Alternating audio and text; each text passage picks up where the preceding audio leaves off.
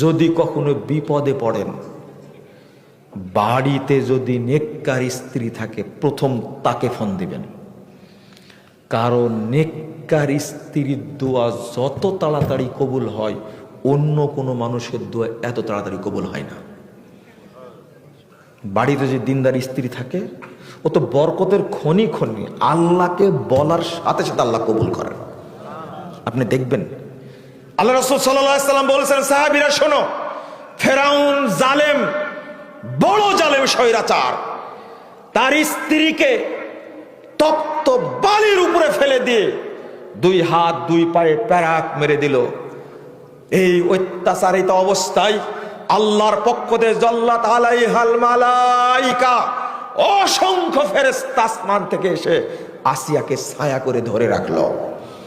আল্লাহ রাসূল সাল্লাল্লাহু আলাইহি সাল্লাম বলছেন, ওই অবস্থায় আসিয়া আল্লাহকে বলছেন, রব্বি ইবনিলি ইনদাকা বাইতান ফিল জান্নাহ ওয়া নাজ্জিনি মিন ফিরাউনা ওয়া আমালিহি ওয়া নাজ্জিনি মিনাল কওমিজ যালিমিন।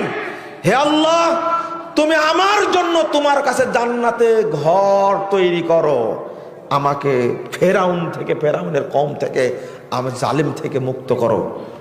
আচ্ছা বলেন তো, আসিয়ার উদ্দেশ্যটা কি ছিল?